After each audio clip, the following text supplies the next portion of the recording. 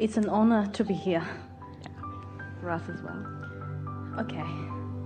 The first question is, how do you let go of someone who you thought was the love of your life? By loving them as much as you can. Without being with them? Doesn't matter. Focus on how much you love. Come into perfect alignment with who you really are, and everything that you want will then come into alignment for you. But how do you imagine someone else when you can't stop thinking about one person? Isn't that effort? Yes.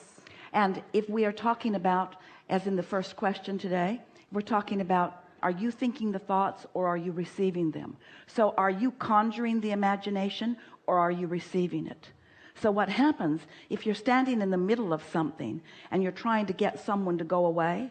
Now your vibrational stance is one of repulsion. In other words, it doesn't work, but what you're actually doing is keeping away from yourself the inspiration about what you are looking for. Isn't that interesting? You cannot push against anything. You cannot push against anything without putting the equal pressure on yourself. So how do you allow then? How do you allow when you... Well, what is the feeling of allowing? What does allow feel like? What is it that you're looking for in a new relationship? What are you wanting? Fun. Amazing experiences. Expansion. All right. So are you saying to us that given where you are standing, you cannot find that? I can. Then do that. But what I don't get is, if I keep thinking about my experience with this person and thinking that he was the love of my life, how do I move on to the new, that's something I don't. Well, here's the thing. If you focus upon the aspects that are in harmony, that feel good as you focus upon them, then you continue to create the vibrational atmosphere that allows everything that you want to then flow into your experience. You see, we are appreciating this conversation because you are demonstrating the way a lot of people are still approaching what deliberate creation is. It feels like you are saying yes to you and no to you, and yes to you and no to you, and yes to this and no to this. And really you are, but you have been saying all of that for a rather long time, and you've created a consensus of who you are and what you really want. If you're having a lot of boredom, you're asking for a lot of stimulation. If you're having a lot of not fun, you're asking for fun. The life experience, the synthesizing, the sorting, the sifting through the contrast of life has caused you to identify in a vibrational way everything that you are looking for. And in fact, that's the reason that you are beginning to feel such dissatisfaction about where you are. Think about this. Because life caused you to create it to be more than it is. So when you look at what is, it feels uncomfortable because it's not the more that you've created. Are you following? So if you could accept yourself as a vibrational being who is emitting vibrations, and if you could hear us when we say you have control over the vibration, but you have to be more general in your approach, because if you get too specific, then you keep activating the way you feel already, and you just keep producing more and more resistance that doesn't let what you've created into your experience. Also, there's the feeling in your physical world, which we love you so much, but you are much more action oriented than is good for you. And we don't mean that we're trying to talk you out of action, but inspired action is so wonderful. And efforting action, there's such a difference between doing something because you want to make something else happen and finding inspiration that inspires the action. We've been talking about that in all of the days that we've been together. So when you accept that you are a vibrational being and that you live in a vibrational universe that is attraction based, and you don't try so hard to omit this and include this and omit this and include this, because after all, you've been already doing that. You do that all day, every day. Your preferences are known by you and by all that is.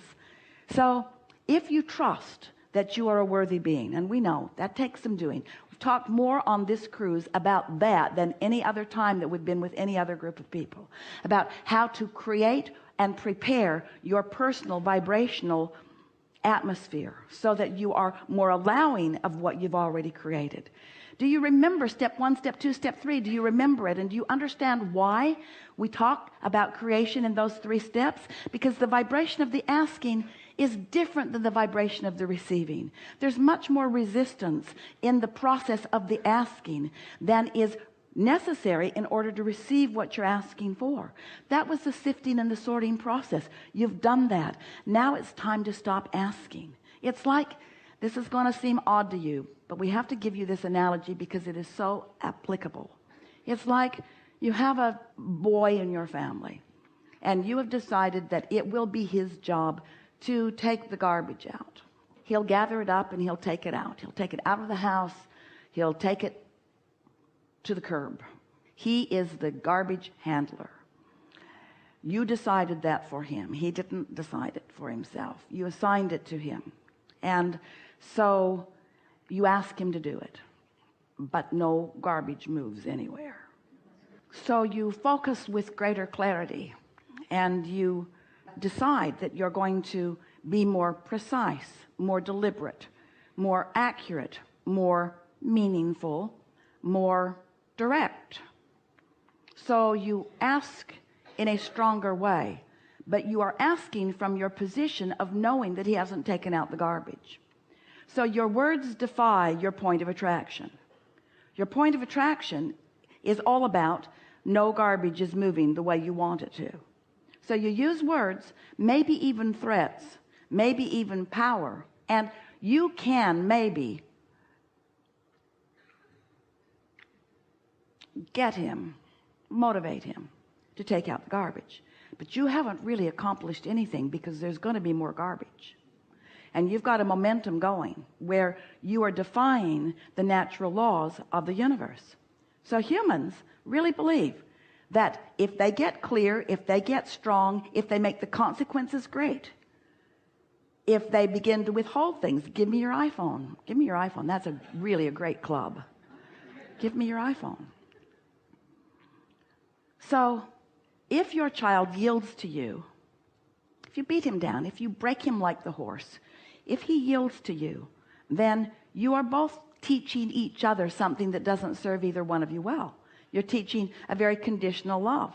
You're teaching, when you do what I need you to do, then I feel better and I get what I want. Well, that's not the way the universe works. And he's teaching you, if he does it, if he yields to your disconnection, if he yields to your demands and your power, if he yields to your words, if he yields to your action, if he yields to anything other than his pure desire to be of value, then he is teaching you conditional, and in the same way that you are teaching him. So let's take this analogy. And you'd like the garbage to go, and it isn't going, and you see someone very capable of doing it, and you know what a willing person this is. You've seen the willingness on many occasions. So you don't make an edict, you don't make a commandment, you don't make a demand, you don't make a work chart. Instead, you appeal. They're taking out the garbage. Instead, you appeal to the aligned part of him. You love him. You acknowledge his value. You feel appreciation for who he is. You acknowledge all of the positive aspects about him. You turn yourself inside out in your love and appreciation of him.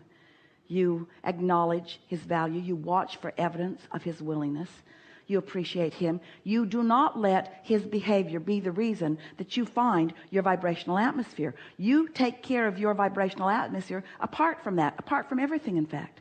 You love as the source within you loves, so that when you hold him as your object of attention, your appreciation of him is enormous. In fact, you express to him, because when someone holds you as their object of attention and they are tuned in, tapped in, turned on to this source energy, it's enlivening to them.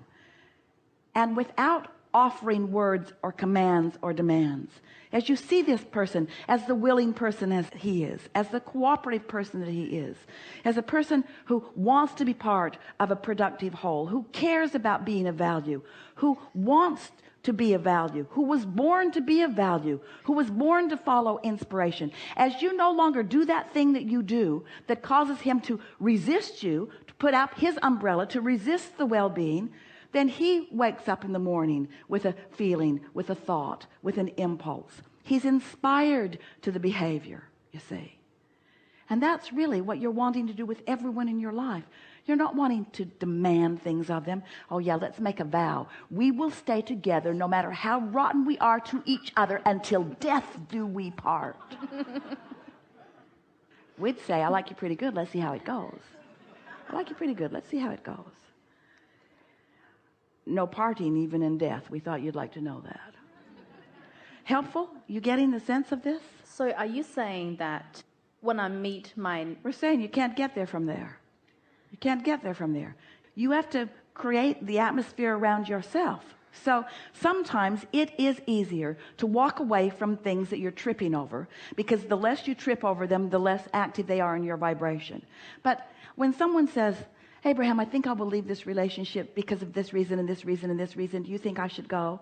We always say, yes, but we think you should get out of town too, because there are things you don't like there too. And now you better get out of the country that you live in. And now you better get off of this continent. And now off of this planet. Now we don't know where to send you. Because in every particle of everything, there is wanted and unwanted. And you just can't ask a person or a situation. You can't demand it to be what you need it to be in order to feel good. You have to figure out how to feel good anyway. You have to figure out how to be unconditionally feeling good. And when you figure out how to unconditionally feel good, then everything that you have sifted and sorted and asked for from the universe will come to you. And in so many cases, it comes right from the person who was already living there, because you just find a different point of attraction. It was there in the beginning. Do you remember? It just got covered up with junk. So are you saying that Yes. when I get to that vibrational place that I should be, feeling good, feeling great, etc., then my thoughts of I should have been with this person and we shouldn't be apart and that sort of things would just... What we're saying is, when you come in sync with who you are, and you don't need others or situations or conditions to be different for you to find that place, then you're going to discover, first of all, what true freedom is, and then everything that you've been asking for will flow into your experience with such ease and grace and effortlessness and sure-footedness. And most significantly, you will be of a mindset to realize it.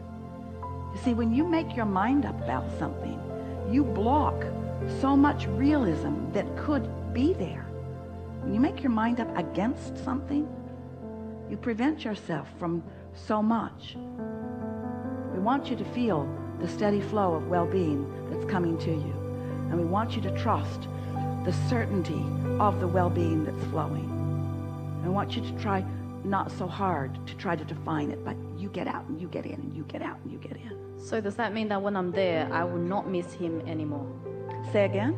If I'm there, that I will not miss him anymore? We are saying that because the missing is a vibrational inconsistency. When you're missing something that you want, you are introducing resistance into the equation that will not allow what you want in. Isn't that nice to know? Yes. Yes. Enough?